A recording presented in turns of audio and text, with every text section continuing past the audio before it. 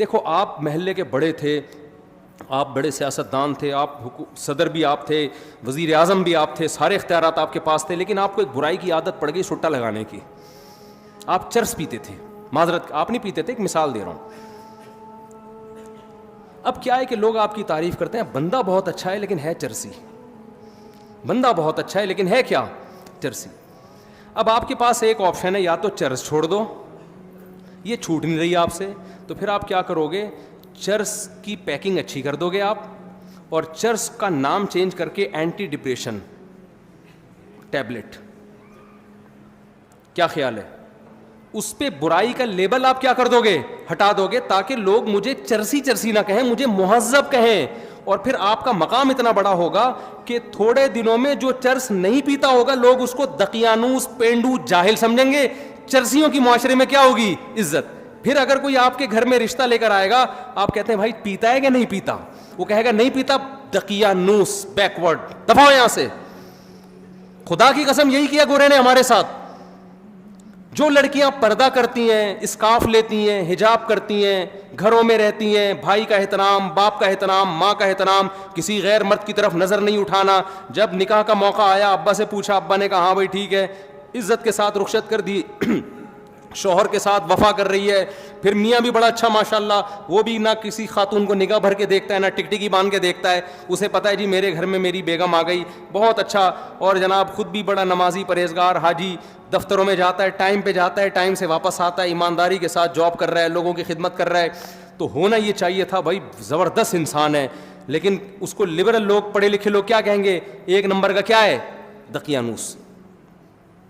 Girl friend boy friend رکھ رہے ہیں لوگ, لڑکیوں سے دوستیاں ہو رہی ہیں, یونیورسٹیوں میں کو ایجوکیشن سسٹم ہے, فیمیل ٹیچر پڑھا رہی ہے اور لڑکے پڑھ رہے ہیں. اس کو ماڈرنزم سمجھا جاتا ہے, اس کو سمجھاتے یہ اچھا معاشرہ ہے جہاں عورت کی عزت ہو رہی ہے.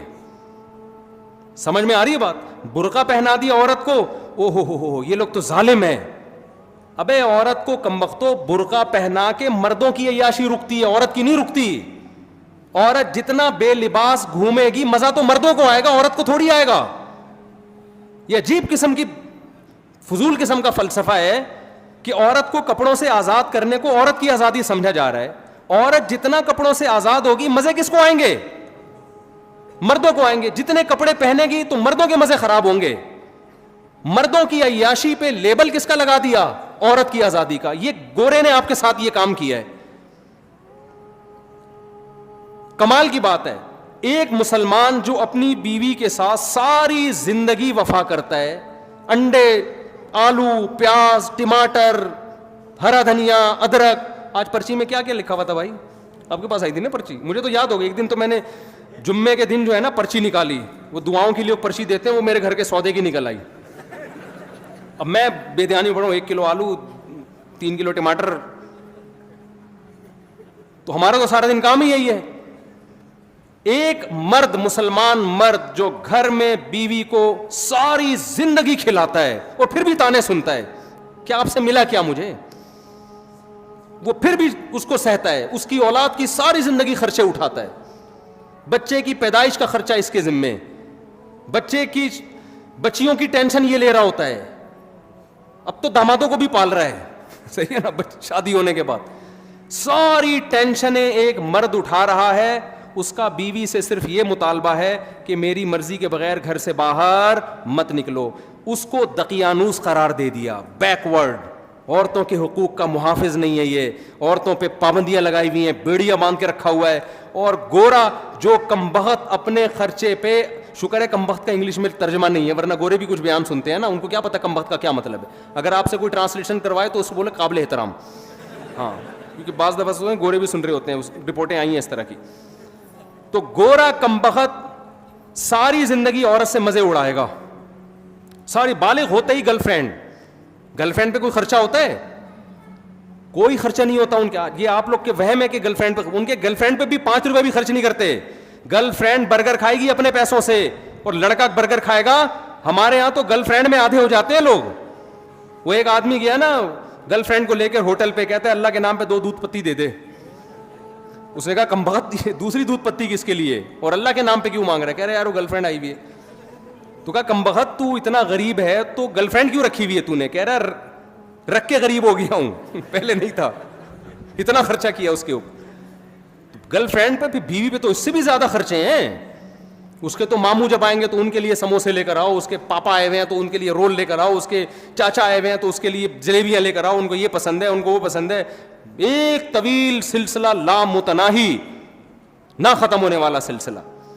ان کو کیا کہہ دیا گورے نے؟ بیکورڈ. عورتوں کے زنجیریں باندھی ہوئی ہیں. اور گورا ساری زندگی عورت سے عیاشی کرتا ہے، مزے اڑاتا ہے، 1 روپے بھی اس پہ خرچ نہیں کرتا. اور اتفاق سے 50 سال میں جب وہ شادی کر بھی لیتا ہے تو آپ جا کے پوچھیں، ایک چائے کی پیالی اپنے خرچے پہ اپنی بیوی کو نہیں پلاتا وہ. تو اس بدماشی، یہ چرس ہے نا، یہ وہی ہے کہ چرسی تھے. نام کیا رکھ دیا؟ کیونکہ مہذب قوم ہے نا، گورے ہیں بھائی، مہذب ترقی یافتہ قوم ہیں، چاند پہ قدم رکھا ہے، مریخ پہ جانے کی باتیں ہو رہی ہیں. وہ کیسے یہ کہہ دیں گے کہ ہم مہذب لوگ نہیں ہیں؟ وہ کیسے مان لیں؟ تو انہوں نے کیا کیا؟ تہذیب کی ڈیفینیشن کو کیا کر دیا؟ چینج. میں سمجھا پا رہا ہوں کہ نہیں کھوپڑی میں آ رہی بات؟ انہوں نے تہذیب کی ڈیفینیشن کیا، کیونکہ یہ تانا کہ ہم ان کمبختوں کو، ہمارے جیسوں کو ہم کہیں یہ مہذب ہیں، ان کے ابا ہوتے ہیں، ان کے بیوی ہوتی ہے، ان کے ماموں ہوتے ہیں، ان کے چاچو ہوتے ہیں، ان کے سالے ہوتے ہیں، یہ مہذب ہیں. نا نا نا نا نا، مہذب تو ہم ہیں. ابے تم کہاں سے مہذب ہو گئے؟ تم تو شراب پیتے ہو، تم تو زنا کرتے ہو، تم تو عورت سے وفا نہیں کرتے، تم تو ابا کو اولڈ ہاؤس میں جمع کرا دیتے ہو. بڑھاپے میں تو جنت کمانے کا ٹائم ملا تھا تمہیں ان کی خدمت کرتے، تم اس وقت ابا کو اولڈ ہاؤس میں جمع کرا دیتے ہو. وہ کہتے ہیں اس سے کیا ہوتا ہے؟